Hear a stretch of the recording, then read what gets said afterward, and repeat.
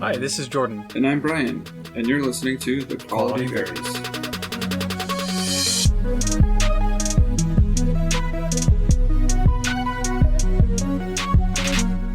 Hi, Bryan. Oh, now you use the intro on the other podcast, and now you're just not going to do it on this one? Mm-hmm. Yep, I gave up. You're a confusing man. I do my best. Episode 28? 27? 28? I think 28. 28? I don't know. What are we talking about today, Bryan? Your favorite. Wow. Did you really have to go there? I did. Well, I guess I didn't have to, but I did. But you did. What's that? Don't make me say it. Relationships. Not Goody. just your favorite kind of relationships. All kinds of relationships. All of them. All of the things. Mm-hmm. I hope you get that slurp, and I hope you don't cut it out. I drank at the same time as you. I just did it in a way that didn't get it on the audio. Because I'm a professional. Well, you're boring. That's what you are. Thanks. Bryan, what's the first thing you think of when you hear the word relationships? Well, I think of those closest to me. I think about my wife. I think about friends I've had for most of my life. I think about my kids for sure. My parents, my siblings. And I think about how I've been influenced by relationships with those people. You know, there's the old saying goes, it takes a village to raise a kid. Yep. I think there's a lot of truth in that. Like a lot of truth in that. In so much that any adult has come to be the adult they are by way of every interaction they've ever had with other people. I definitely agree. You know, and some others. I mean, I don't want to get into the nature versus nurture thing. It's not really a thing anymore, but some people still want to make it a thing. Obviously, there's both aspects at play, and so I guess the individual is the individual can be thought of as the football field upon which all of the interactions from all of the relationships are playing each other. Does that make sense? Yeah, kind of does. All of the conversations you have, all of the books you read and the shows you watch, they all impart something on you. And yes, you do have relationships with books and movies and TV shows. They do have a very similar effect on you. Yeah, so what are those different what are the different types of relationships that are out there? Well, I don't think they can all be defined. I think there's an infinite number of types of relationship. All right, what's a non-exhaustive list off the top of your head? Well, I don't know. I'd say there's probably romantic, Yep, familial, and platonic. I think that pretty much sums everything else up. Yeah. Yeah. There's like 4 that a lot of people claim. I feel like there's a lot more than that. I'm in agreement with you that a list that we make is going to be non-exhaustive. The ones that I had seen online, and then the ones that I added to it. Starting with the ones online. So you have the friendship, you have the romantic relationship, you have the acquaintanceship, which they split off and made its own thing. And there was a 4th one, and I don't know which of these is the 4th one, but I included.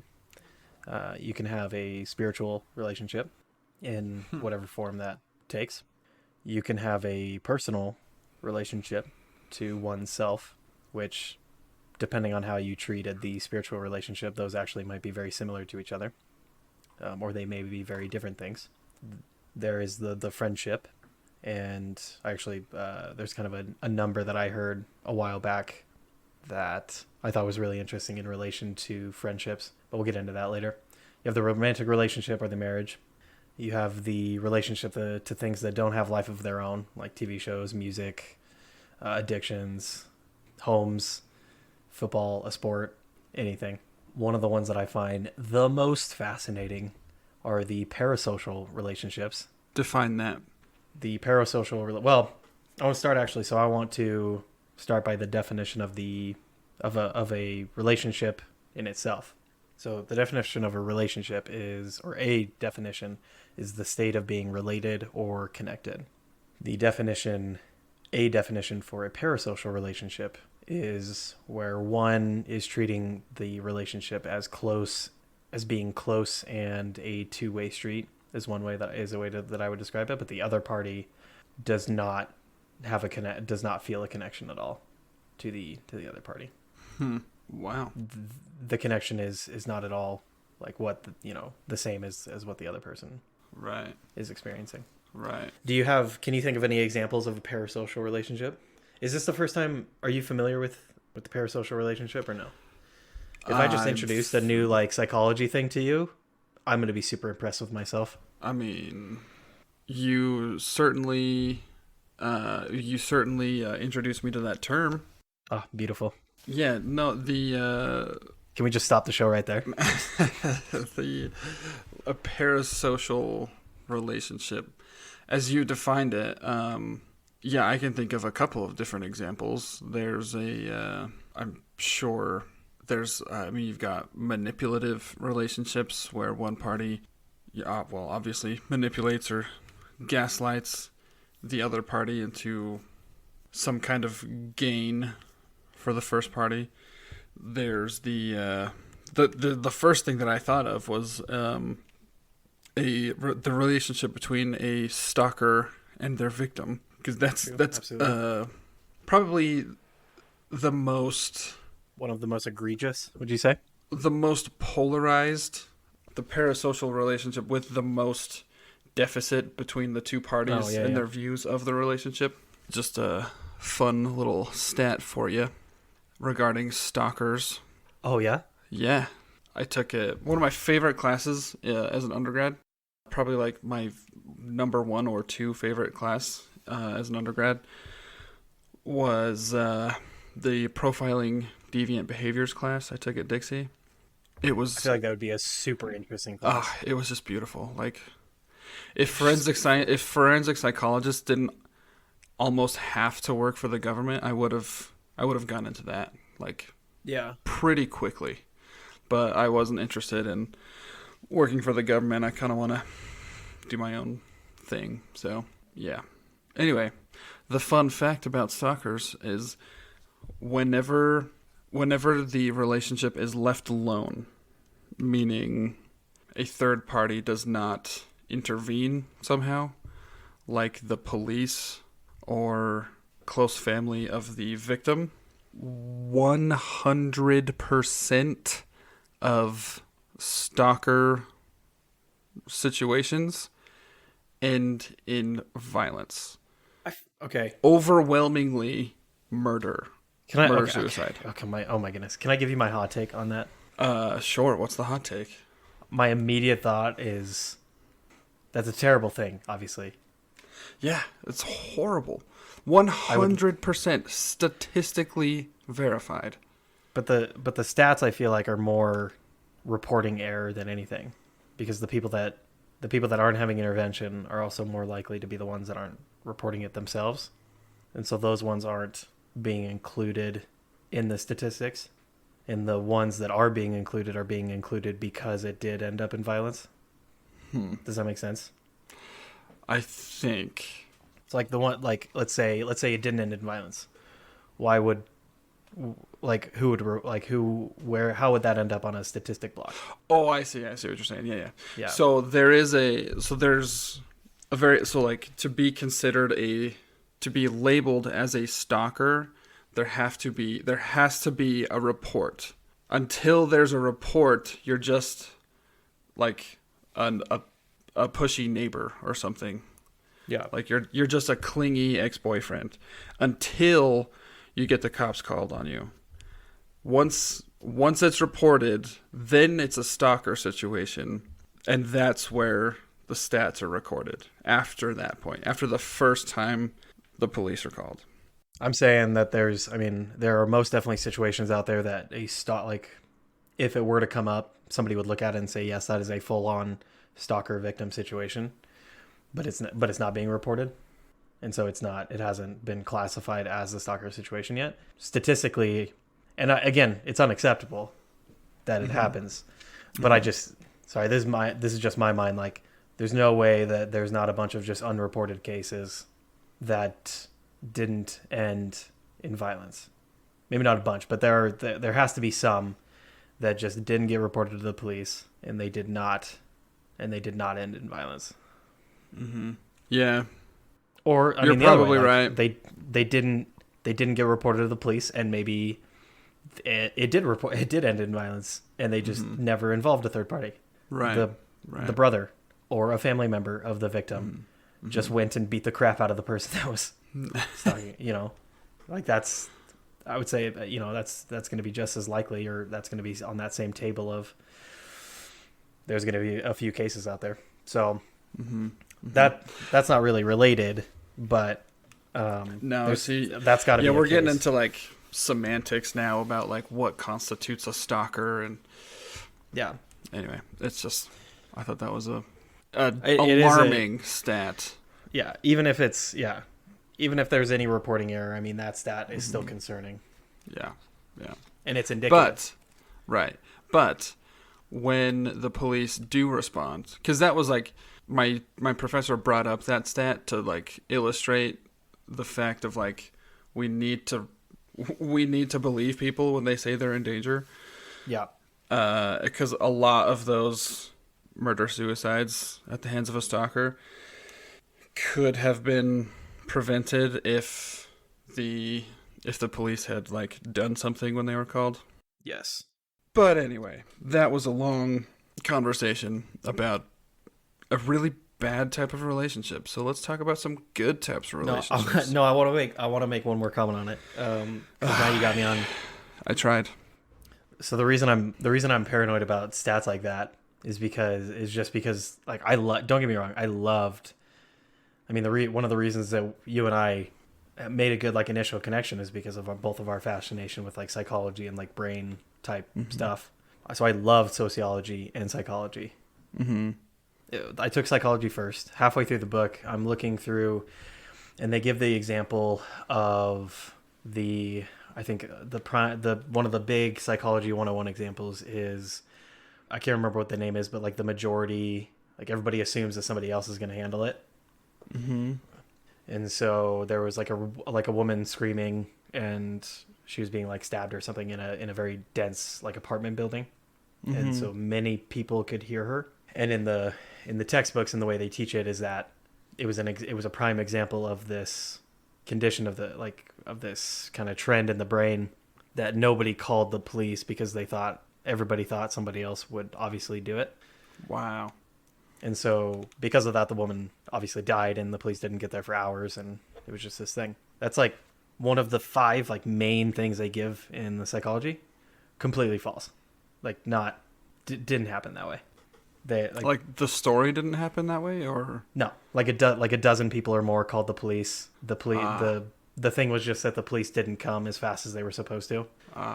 And so it was just there was a wrongdoing there, obviously, but the wrongdoing was not, people didn't reach out and try to do something about it. The response was there was some issue, and the police didn't, took way longer than they should have. And that's kind of where the gray area is. People didn't really ever find out why the response time was so long. Wow. So I just find that super fascinating. Like both the initial story, because it still does get the point across as far as the trend of the human brain, but also that like it's just a complete, like that specific story is just not true. And then in sociology, I had already taken psychology, and I was already suspicious because that wasn't the only story that I found out wasn't true that was still being taught in textbooks. And by the end of the sociology class, I had literally, like, my teacher sent me an email telling me, because of all the like stuff I had submitted to her with my commentary, she emailed me and she says, "I'm looking for a different textbook for next year. I just want you to know that." Dang. Wow. Because that's actually a really cool email to get. Yeah, I was super happy to get it because that was like one of the only satisfying things in that class. I was the state of mind that I had before that was just, if I just let people do their thing and I just don't bother anybody, like that's all I need to do. If I just chill, then that's me doing my part to, like, be a good person in humanity. And sociology really did get across to me like, no, okay, like that's not necessarily sociology, and some of the stuff in real estate showed me that like, no, you can't just like do your thing, because there are like discriminatory like habits and procedures that are just still being done because it was started many years ago. Like, see, I can't just be passive, because if I'm passive, then I'm doing things that weren't okay to begin with. But when I was reading the sociology book, there was the person made a comment in the sociology book. I can't remember the exact wording of it, and I haven't been able to find the textbook again. But it said something right along the lines of the claim was that the majority of women that go to college want to quote unquote mess around.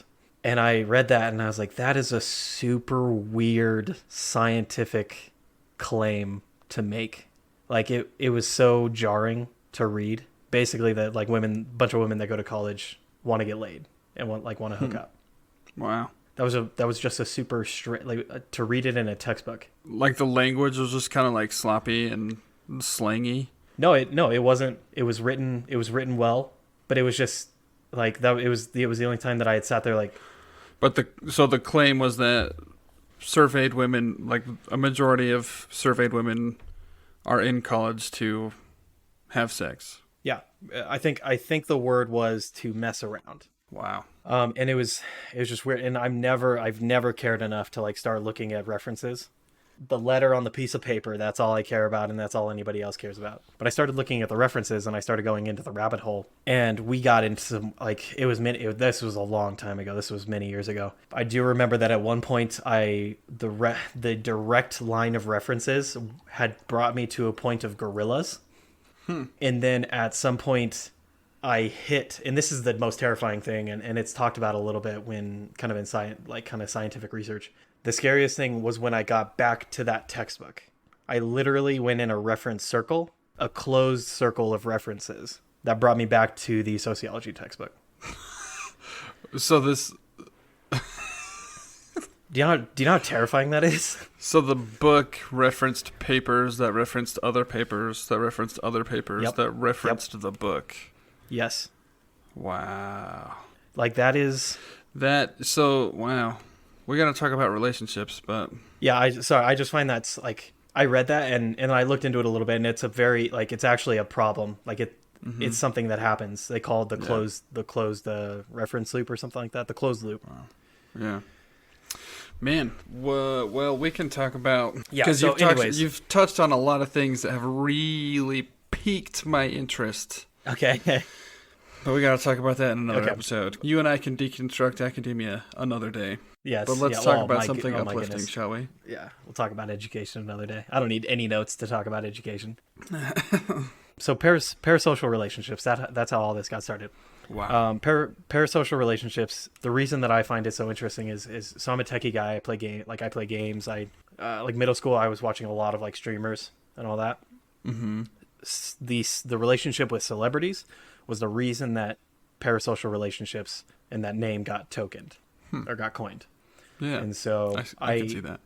Yeah. So I knew of the name I've known of the name of it for a while. I didn't look it up until this show as far as kind of where it started, but 1956, and it was for mass media, like the way the mass media users acted like they were in a typical, I'm quoting this directly, acted like they were in a typical social relationship with a media figure, such as they were friends, and obviously the media figure did not, like there was nothing going the other direction. Right.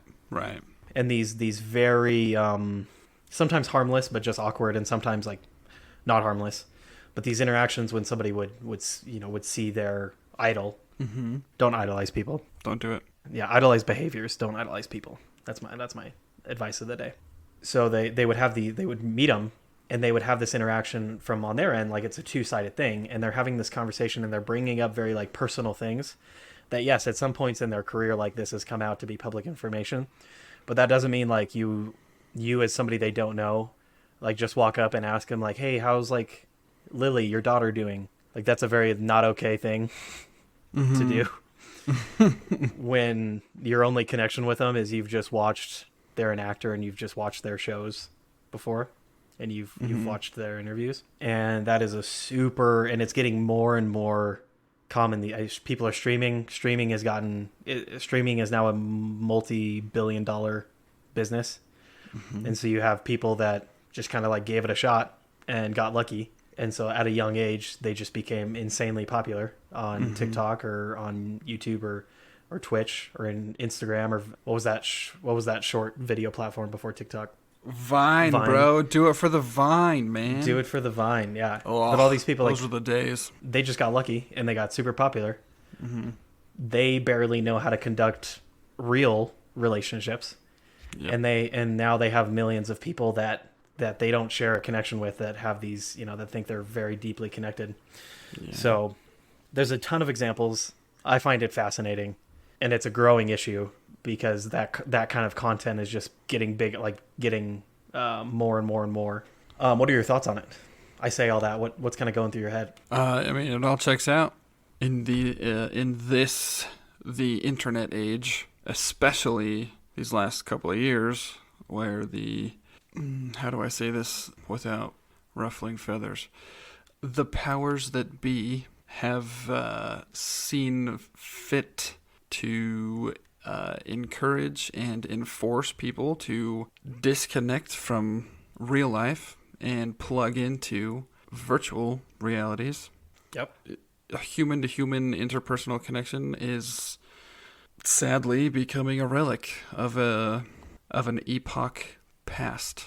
And this is the kind of thing, these parasocial relationships that you're talking about, this is the kind of byproduct that we're going to get from that. And it, I will say, can have some positive effects for, in this case, the mass media user. Because even a fake relationship is better than nothing. Does that make sense? Yes. What goes through my head, and right when you say that, is I would say sure, the good, better, best, but immediately above that would be so much healthier to just have a better relationship with myself. Yeah, sure. Yeah, I'm not saying this is a good thing that everybody needs to have. Yeah, I'm saying if you're... like, a connection with something is better than no connection at all. Because no connection at all is death. It's worse than death. It's hell. Yeah. It's hell. No connection at all is, like, people that don't have connections in their life become subhuman. Like, it's bad. It's extremely bad. God, I have so many questions I want to ask you. I can think of a couple of different studies where people, case studies, where kids have been found in basements and stuff. I'm trying to remember this girl's name. I can't remember. I know there was one where, like, she named her couldn't... something like Georgia or Georgianne or something. I know there was one where, like, they couldn't... There was a girl that was probably 12 or 13, and she just was having the apps, like, she was not making any progress on learning a language because she hadn't learned language up to that point. Yeah. Right, yeah. So her parents had, like, chained her in the basement, like, in the dark basement to a wall, and they basically just, like, put some straw on the floor for her to poop and pee in, and then, like, threw some food down the stairs every now and then. And they thought she was 5 years old when they found her. Turns out she was, like, 10 or 11. Yeah. Because she was malnourished. She never learned to speak or really comprehend above I can't remember.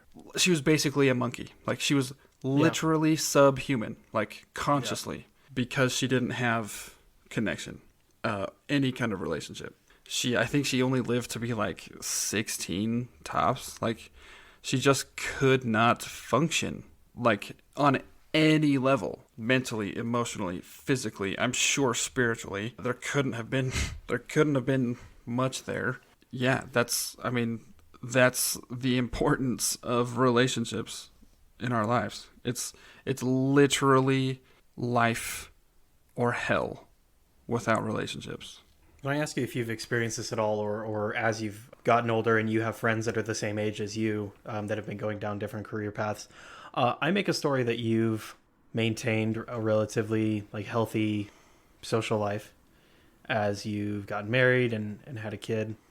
But the statistics, and especially, I think Jordan Peterson is somebody that you recommend to me 150% of the time that I talk to you. All the time. If I ever recommend anybody that's not Jordan Peterson, I just want you to slap me in the face, okay? Do you have a parasocial relationship with Jordan Peterson? Absolutely, 100%. You told me, you said earlier not to idolize people. I think I chimed in the affirmative, and then I immediately thought of Jordan Peterson and how I regard him, and I was like, wait a minute, I'm a freaking hypocrite. Wait a second. See, like, like when I think about that for me though, like I don't want, like I look at some of the stuff that I do. And somebody will say to me, because I'm very goal oriented, somebody who is kind of asking me questions about goals. I had this a couple weeks ago. They're giving me like all these affirmations, and they said the word idol, and I did not. That was an uncomfortable. Because immediately I think about some of the other stuff in my life. I'm like, man, if only you knew. Right. And like Jordan Peterson, for one thing, I do not idolize his diet. Yeah, right. Are you serious? I would, yeah. Just beef. That's just unflavored beef. Just beef. Beef and water. Yeah, that's it. That's disgusting. So, disclaimer on that. He's got a bunch of like issues, like immunodeficiency or immunological diseases. Like lupus is like an immune disorder. Yeah. I don't know if he has lupus. He's talked about on one of his many things. It's like a sickness thing. Like beef is the only food that he can eat that doesn't like just whack his body. So that's why he does that. I like my connection to food. I like my relationship with food. Mine can use some work. I mean, compared to having a relationship with raw, or not raw, but having a relationship to unflavored beef, I am happy with my relationship to food. So Jordan Peterson, social lives, he talks himself from his mouth, says that, and it's a common thing that men lose their social lives when they get older, and they get a family. What I mean, I shouldn't have said this was from Jordan Peterson, because now you'll just agree with him. What's your experience on that? No, I was going to disagree with when you said you told a story that I had maintained a healthy social life. I have not.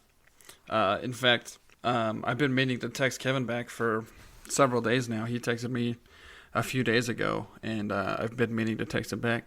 And I just like keep forgetting or haven't gotten around to it or whatever. And that's weighing on my mind. And I'm not comfortable with just leaving my best friend of, almost 18 years, almost 20 years, just hanging like that in the wind. So yeah, I would absolutely agree that my social life has tapered off as I've aged and as my family's grown. But you still, comparing yourself to, I find it hard to believe that from just looking externally, and I'm comparing you to some of the folks that even just at my age, I say that as if we're a huge age difference apart from each other. We're not. But folks that they got the job that they were looking for, they found a spouse or they found a partner, they did or didn't have a kid, and they just that's it. That's their connection. You're not in that place. Yeah, I agree. I'm not there. No. I mean, I do have friendships. I do have connections. I will say the thing I've noticed in my own personal life is that outside of familial relationships, my what I would say platonic, meaning everybody outside of my family, is like fleeting. If I see a person, like I see my coworkers all the time, and I act and I feel very warmly toward my coworkers, and I can carry on conversations with them. But as soon as I turn around and leave, I do not think about them. And those are the ones that fall under the acquaintanceship relationships. I think that's a subcategory of platonic relationship, just personally. I'm sticking to my I will say I said 3 categories. You said personal and spiritual. I will add a 4th category to my 3. Intrapersonal. Okay. /spiritual. Gotcha. Meaning connection to myself, relationship with myself, romantic, familial, platonic. So myself, intrapersonal, romantic, my wife, familial, my kids, my parents, my siblings, extended family. Platonic is everybody else. But the effect that it has on you between like a friend, a good friend, you mentioned one a couple minutes ago, and your coworkers is different. Absolutely. Yeah. Well, the effect between any one of my family members is going to be different also.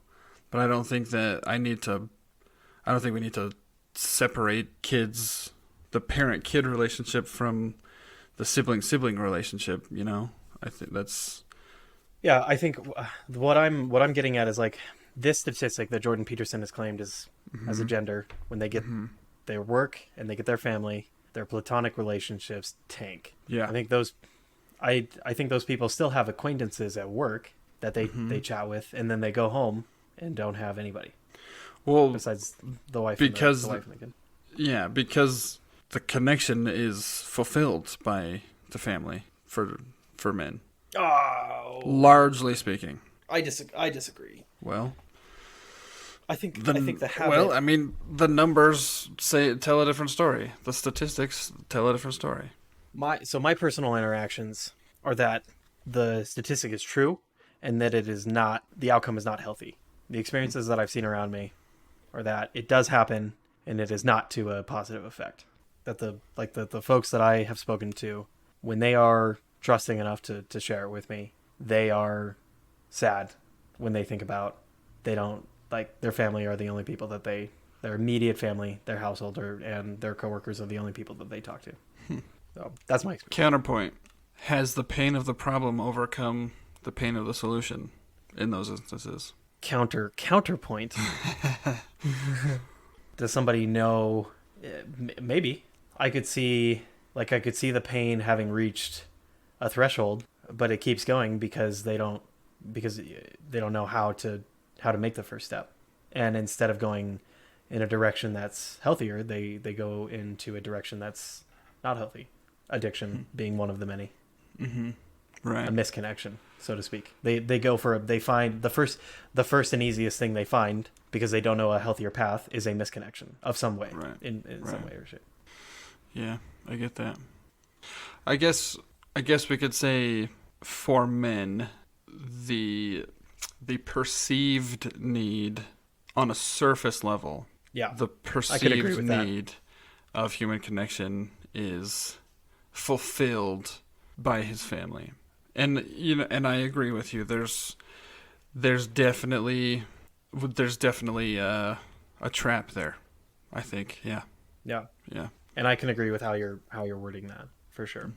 I thought the stat was interesting. I can see patterns of it in my own life as far as connection in general, where perceived it's not familiar or the household. I actually disconnected a lot from my family, and I connected in different ways. I connected to other people. There were misconnections there. Hadn't dealing with active addiction for 12 years. And as I'm stepping back into that, it's like the paradigm shift. I didn't know. I thought I was fulfilled. I felt like I was fulfilled. And then I experienced more, and then was no longer satisfied with the previous experience, if that makes sense. Yeah, that's... Boy, you just kind of glossed over one of the most amazing things. I tried to use that term, like the more, like I experienced more. Yeah. I tried to use that a little bit in a church talk. Yeah. Didn't, just glass eyes. Just right over their heads. They didn't. Yeah. Because they hadn't done it. They hadn't had. So I've heard it called. I've heard the man, the myth, and the legend, Jordan Peterson, call that. Oh, here we go again. An intimation of meaning. The more is don't believe anything we say here. The more is indescribable. You can't define it or describe it. We're essentially trying to beat a cloud with baseball bats. We're trying to beat a cloud into a specific shape with baseball bats. It's not possible. I mean, if you swung really hard. You can't make a perfect cube out of a piece of Jello with a baseball bat. It's just. I can think of external examples though that I feel like seem similar to what I've experienced in a paradigm shift. Mm-hmm. Somebody that's have you ever watched those videos where somebody that has experienced some kind of color blindness puts on those glasses for the first time that allows them to see color? I know those videos exist. I've seen them on social media, and I've seen the thumbnails of the baby who was born deaf that hears the mom's voice for the first time. I refuse to watch those because I know what will happen. What, you'll just go down a rabbit hole? No, I'll die. I will just melt. Like I'm not emotionally prepared to handle that kind of like the more as you said. But would you say, even just your guess on like how it goes, would you say that's a good example? Yeah, definitely. I'm sure there's some kind of breakthrough to realms unknown. And I think like on a much smaller scale, a little bit kind of on the lighter side, even just like food. I've had experiences where I just, I'll go to a nice restaurant I've gone to a nice restaurant in a different country, and I've had something. I'm like, I literally had never conceived of this being like a possibility. Mm-hmm.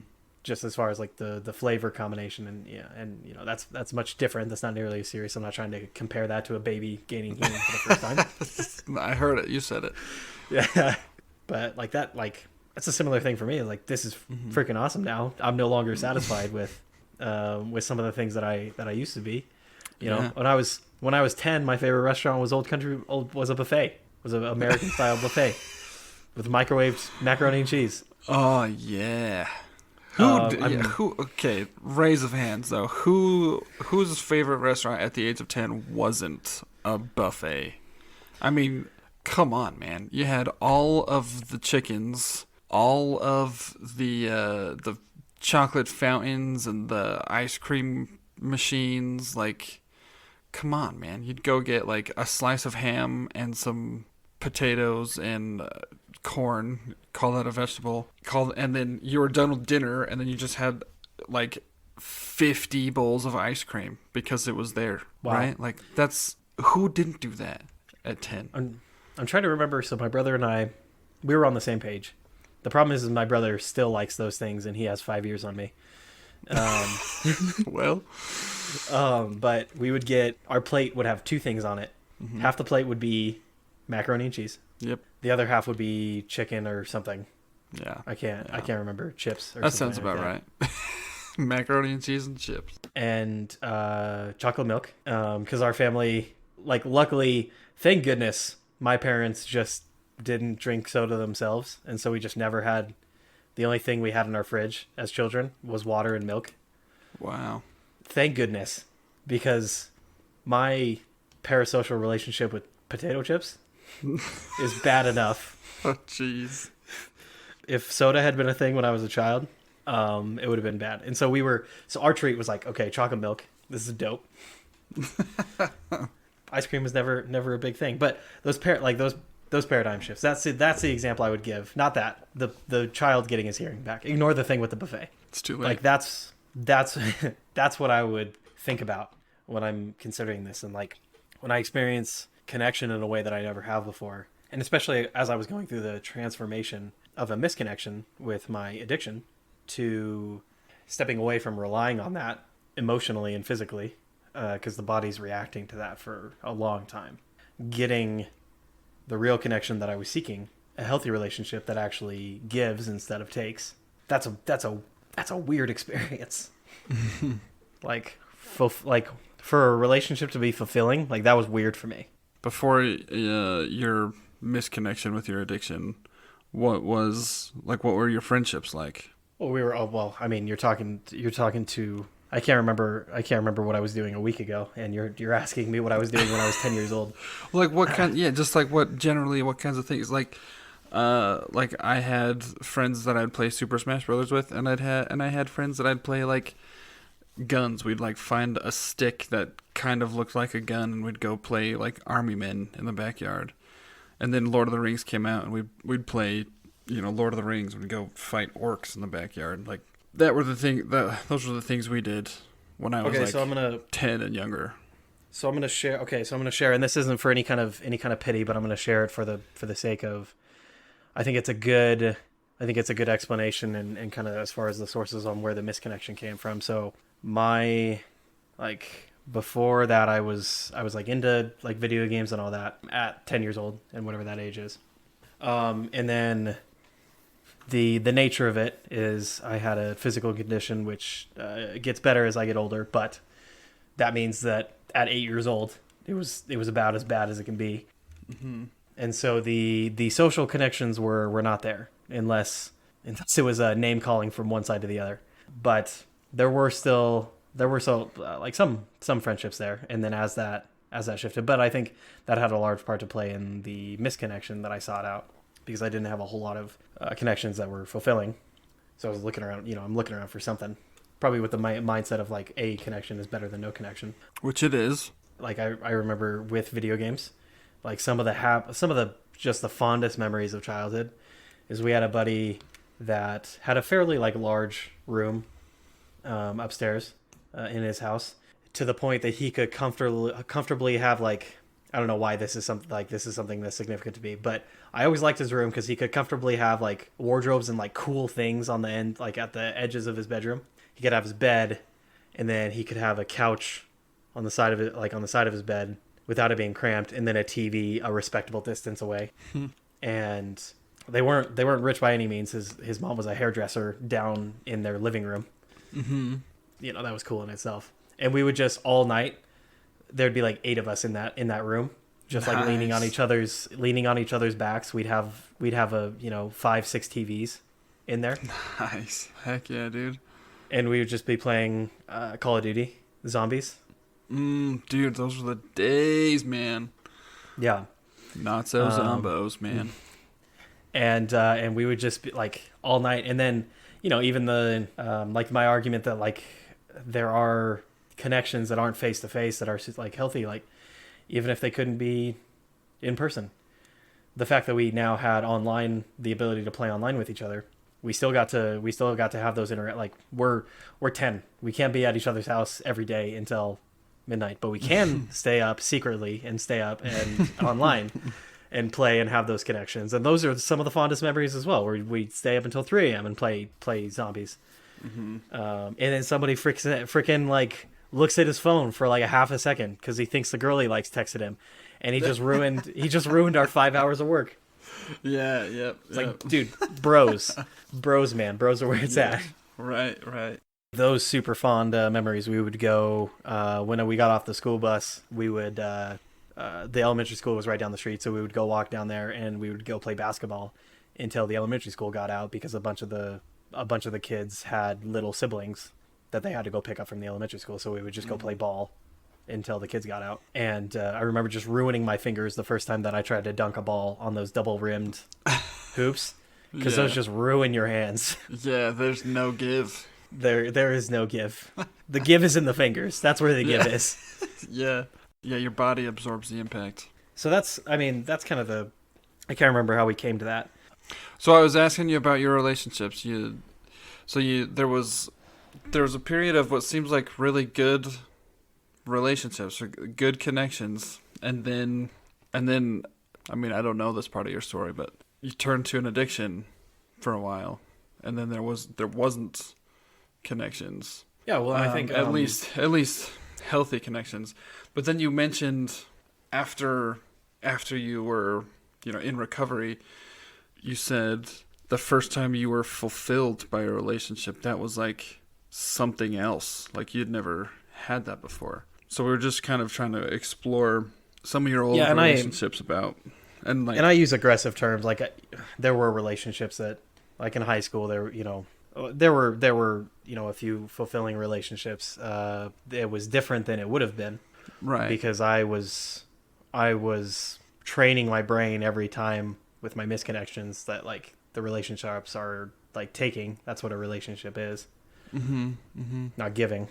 No, but I remember I was with you actually We were on the top of whatever that mountain is. I think I've already told this story before on the show.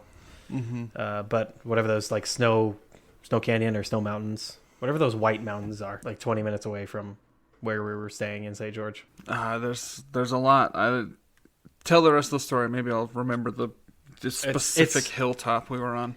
It's insignificant. It's like a mountain range. I thought it was called like Snow Canyon or something. But anyways, we were up there, and up until that point, my biggest thing was like I was afraid to my thing was I was afraid to close my eyes and like have thoughts. I was afraid to meditate because my only thing that I would just start thinking about my addiction.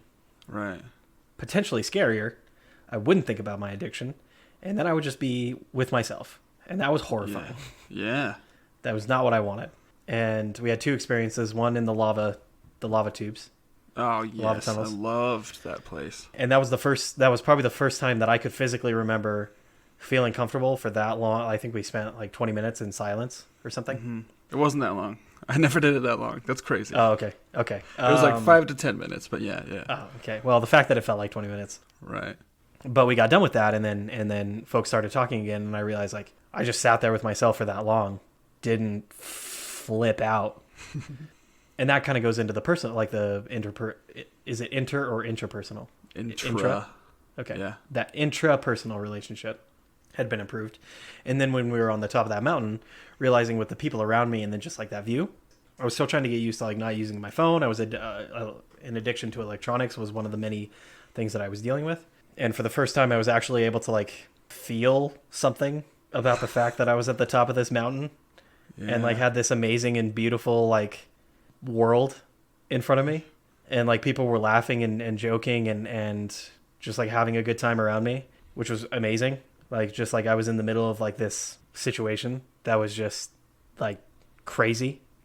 You guys, like I had, my thing when I got there was I didn't have any emotions. And that was probably the first time I felt an emotion besides anger when I was there at Desert Solace.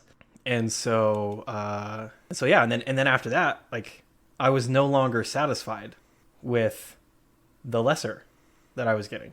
That doesn't mean, that doesn't mean that everything's been just Mary Poppins since that day.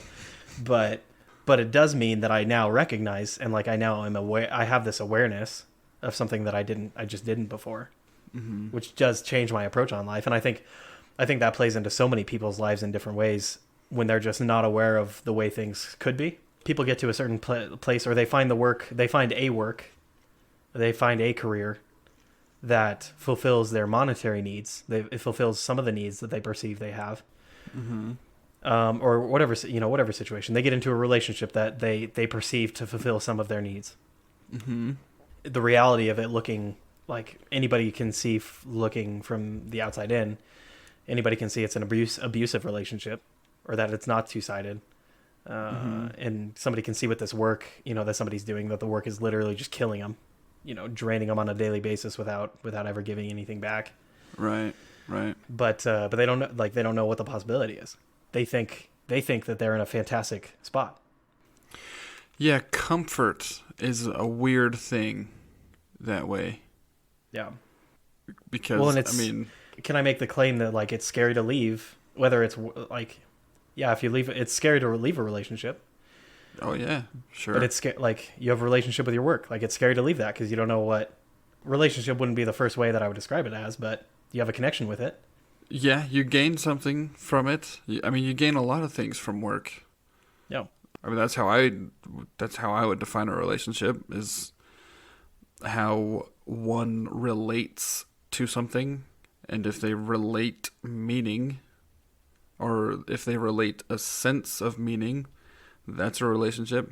I think rather unfortunately, many, if not most people, relate senses of meaning in their work. That's not an unfortunate thing. The unfortunate thing is when people exclusively relate meaning from their work, which is a trap. Yeah, they connect their self-worth. Any external connection that somebody chooses to connect to their self-worth is not.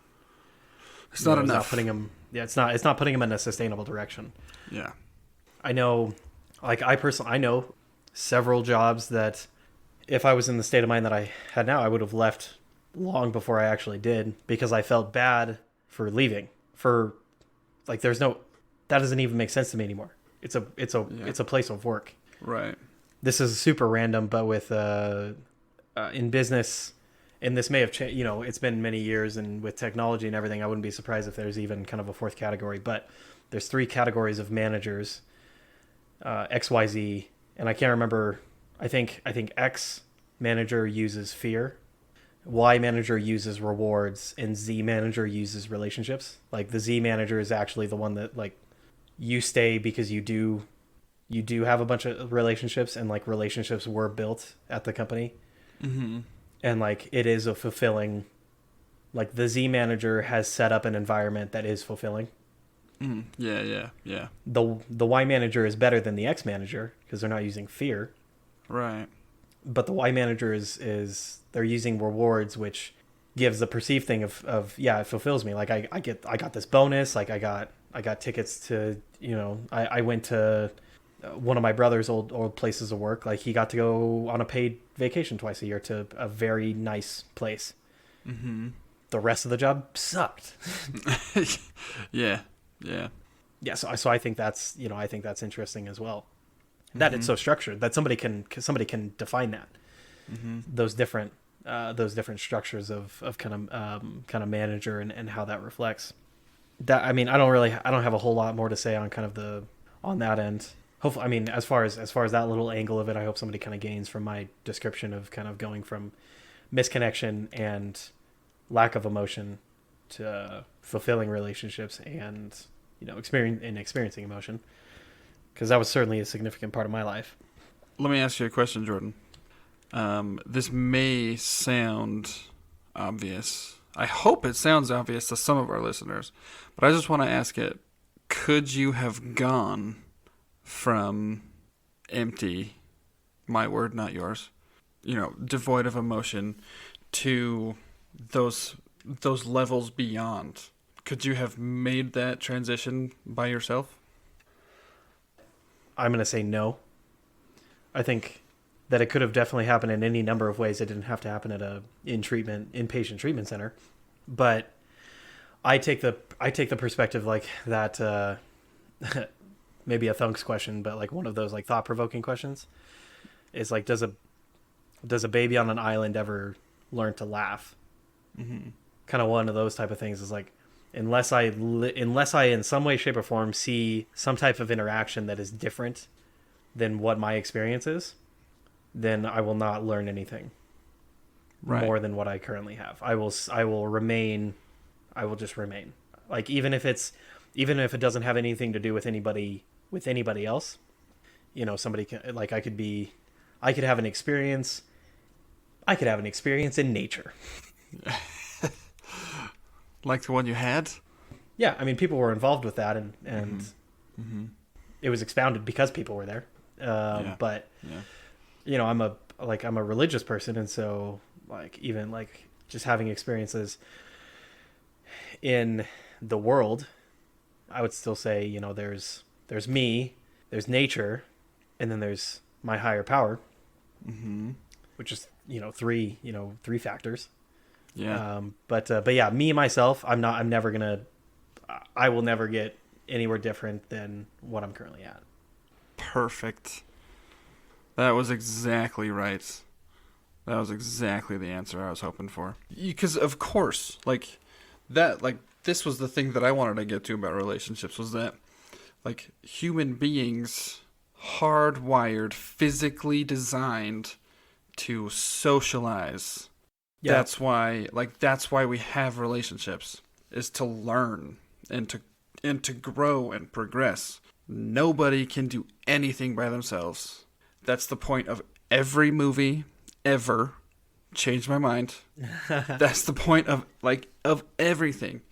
Every hero's journey, he needs, the hero needs either a sidekick, the goddess. There's I forget what this step is called. In the storytelling of the hero's journey, there's the call to adventure, the problem, and then there's the reconciliation with the goddess, I think, is the step. there's always like some, like you said, higher power that like blesses the hero or whatever. Like the hero never, ever, ever does anything alone. And that's like one of the most fundamental, primordial components of humanity is relating to things, to other people. That's why we tell stories, is to relate these events or philosophical quandaries to ourselves in a different perspective. You're a big fan of the word primordial, I learned. Am I? Yeah. This is coming from the person that edits our shows. Yeah, I don't know. I don't know where that came from. You put such the primordial. I love it. It's, I mean, it is though. Like it's integral. It's integral to our characters. It is like relationships are that important. We talked about. I'm googling this girl that we talked about. Oh, gotcha. Yeah. Oh, I feel sadness just when I think about a situation like hers. Like that is, like, I wouldn't wish that upon my worst enemy. I want to ask you a question for you to kind of ponder while you're looking it up. Do you have or have you had, besides Jordan Peterson, do you have or have you had any parasocial relationships that you're open to commenting on? Yeah, the ones that I've talked about on this show and the other show are the folks over at Critical Role, specifically Travis. Mm-hmm. I was just in Disneyland this past weekend, and I mentioned to my wife that one of our favorite things to do, my wife and I, is to people watch. We just watch all the weird things that people do. It's fascinating. It's fascinating just to think about what other people are thinking about just by observing their behavior. I mentioned to her, man, I really hope that I see Travis and Laura here so I can like talk to them and meet them. Cause like, right? Like, and she pointed that out. She's like, you know how insane that sounds, right? And I was like, crap. Yeah, you're right. Yeah. So, I mean, yeah, there's a parasocial relationship for you. So I mentioned I would watch a lot of Twitch.tv streams when I was young. Two different people. I'm not going to name them because I'm already weirded. Like I already look back on that previous version of myself and I'm already like weirded out by it. Yeah. But definitely a parasocial relationship with like two, probably more different streamers. I thought my connection to them was the connection between us was more than what it actually was. Mm-hmm. I was a child. Mm-hmm. I mean, there's nothing to be ashamed about, but right. It certainly embarrasses me. Yeah, yeah.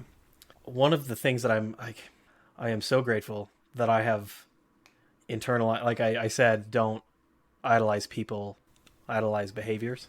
And like, I'm so grateful that by now, like I have truly internalized that. And I can't think of anybody, there are still definitely like non-living interactions that I probably have a parasocial relationship with. Potato chips being one of them. But Gordon Ramsay, some of my friends, they ran into Gordon Ramsay at the airport. Oh dang! They knew, like, I was super into Hell's Kitchen and MasterChef, super into it. I would have his I was living with them at the time, and I would have his videos playing all the time. And they would always like share it with me, and I would joke around with them, like, "Oh, that sucks! Like, I'm super jealous." I don't like that. That does not bother me. I do not care that I did not meet Gordon Ramsay in person. Yeah. Like there is no significance to me to meeting certainly somebody like that in person. There are like Critical Role. I would like to, if the chance came up, like I think it would be personally cool for me to just walk up and say like, hey, like so many others have done with him, like, hey, just thank you. Like you were present during a very specific part of my life and really helped, like you were a factor in the course of my life changing. Mm-hmm. And so I appreciate the way that you presented yourselves and what you provided on the internet was wholesome. And so just, thank you for that. but nothing about like having a conversation. I don't care about their personal lives. Like I don't the the Brian W. Foster thing aside. That was probably the most recent time that I found myself like trying to dip into like a celebrity's life. Mm-hmm. He's got a podcast now. Did you know that? He does. Yeah, he has a podcast. He's very active like streaming. We talked about that the other day. Mm-hmm. But it's been a long time since I've done something like that, as far as like research and like looking into somebody's life like that. Mm-hmm. It felt weird. Yeah. But that's one of the things that I'm super grateful for. And I think one of my pieces of advice for people when they were to ask me is it would be that thing. Like when you look at somebody, don't compare yourself to them. Don't idolize them. Cause there's not like, you say like, you don't want, like, I don't want their life, but I'm being serious. Like they don't, it's not helpful. What am I like, what do I gain? What do I gain from idolizing? I don't have anything against Travis. I'll use Travis as an example. Mm-hmm. What do I gain from idolizing Travis? I really respect and I try to emulate his demeanor and like the way that he interacts with others, his choices that he's made to be like the whole Jocks Machina thing. And I'm sorry if people don't know what we're talking about. Travis Willingham is a physically fit nerd, and he's vocal about both of those things, and that's hard for some people. And his choices to be vocal about that. Here's the thing. Probably one of the closer people that maybe at times I did idolize would be Terry Crews. Mm-hmm. I deeply respect so many of the decisions that he's made. Yeah. I do not idolize Terry Crews. Great guy. Yeah. He has done things that are an example on a daily basis to me in some ways, as far as like just the way he acts on camera, because I've never met him. And the parts of his personal life that he has chosen to share for the benefit of others and for the benefit of himself, just because I've gone through a similar experience. So I know that when I share stuff like that, it is to benefit me as well. Mm-hmm. Mm-hmm. But I don't idolize Terry Crews because it's not healthy for me to go farther than that. And I don't have a lot of other, like, I'm trying to think of a better way to explain that, and I don't have one. And I'm feeling a little bit sad that I don't, because it's very important to me and I would love to explain it more than I already have. But I guess I'll just leave it at that. I have learned personally that it's very important for me to not go farther than to idolize behaviors. Right. I think you're onto something when you were saying, what do you gain really from idolizing a person to that level, right? Like, yeah. Like we were making fun of me for idolizing Jordan Peterson, but like really, I know nothing about him. All I know about him is that when he talks about the human condition, it resonates with truth in a way that you just don't hear.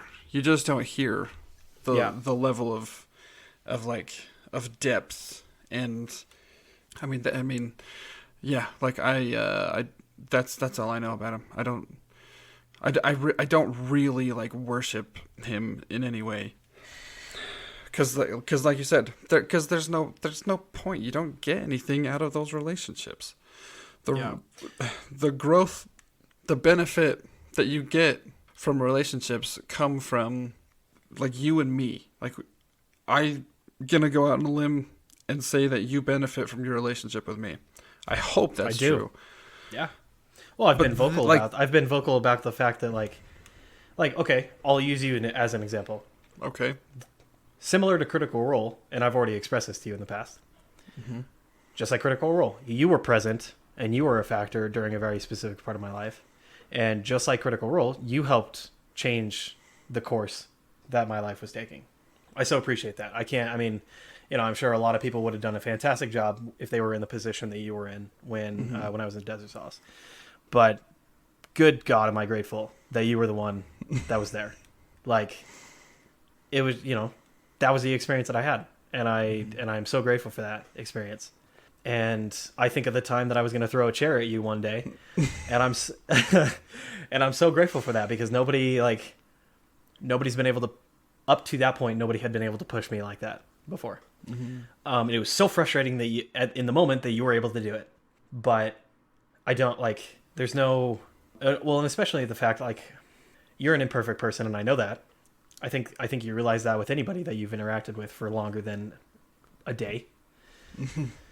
But I think that's another big example. Is like I think one of the reasons that I have stepped away from this habit of idolizing a person as a whole is because of all the experiences I've had where there was somebody that I would quote unquote idolize, and then I've seen their imperfections laid bare.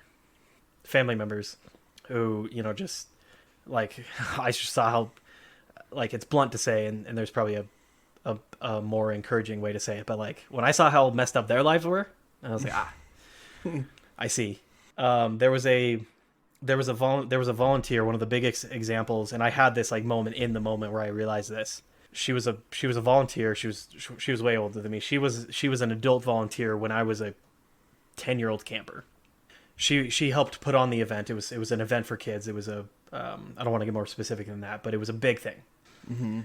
That was also a huge moment in my life. I wasn't super social before I went to that camp. That camp helped change the course of my life to help me step out into a more social, like, outgoing person. The personality that you see now, I attribute significantly to those events that person helped put on. Mm-hmm. Years later, I hadn't seen her in 7 years. Way more than 7. I hadn't seen her in years and years. It's 1 a.m. I'm doing DoorDash or one of those apps. Mm-hmm. And I'm delivering $50 worth of Taco Bell to a duplex in the middle of town. Sounds like a great time. I just want to say. Yes. Yeah. I'm the kind of person who would order that much Taco Bell. And they open the door. They are completely wasted. They can't grab the food. They can't lean in the correct direction to grab the food from me. Oh, wow. And so I walk in and I'm putting the food for them on the table.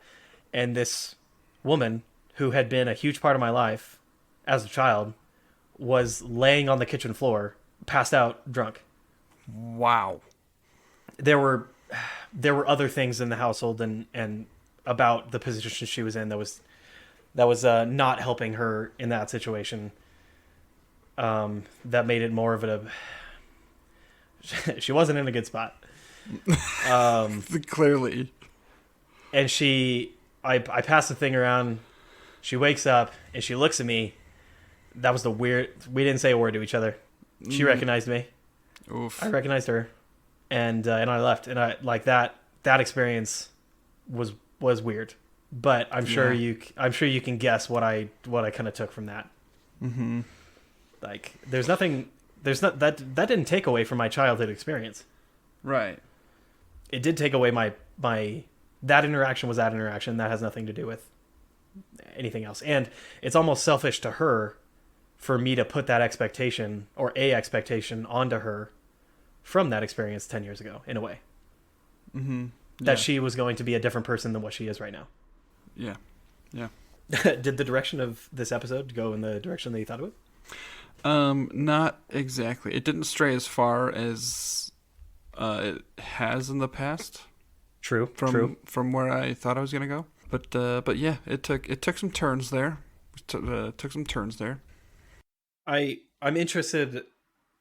Can I ask you a question, and then if yes, that I definitely want to get out before we end things, and then if you have one after that, that's going to be up to you whether you want to go past your own time limit. No, that's fine.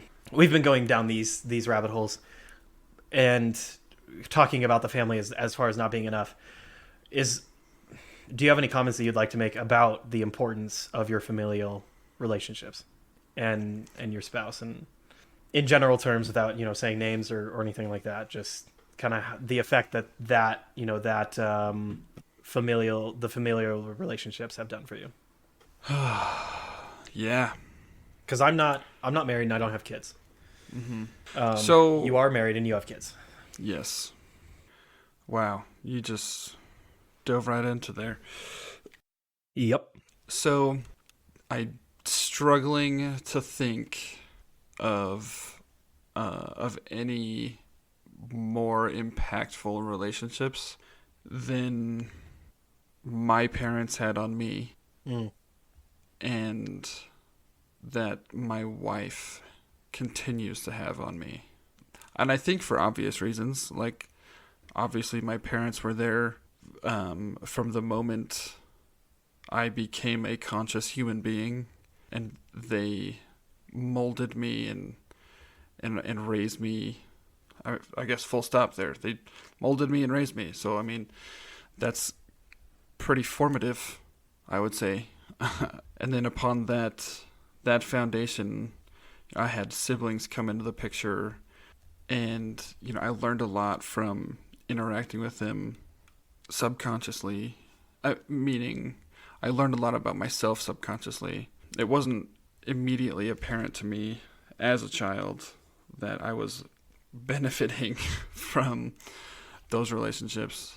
But yeah, I think the familial relationships inherently the most impactful, and now as a father, as a husband and father, I'm seeing the echo of my childhood, my children, especially as my oldest son is, coming into ages where I'm having more and more memories of myself at his age. I'm seeing these echoes and patterns in him that Are some of the patterns scary? some of them are terrifying. Like truthfully, honestly, Yeah. like Yes. Yeah. I have lost many hours of sleep over some of the things that I've observed. And I don't think that's I don't think that's uncommon. I mean, I know some of my traits that I'll just say that.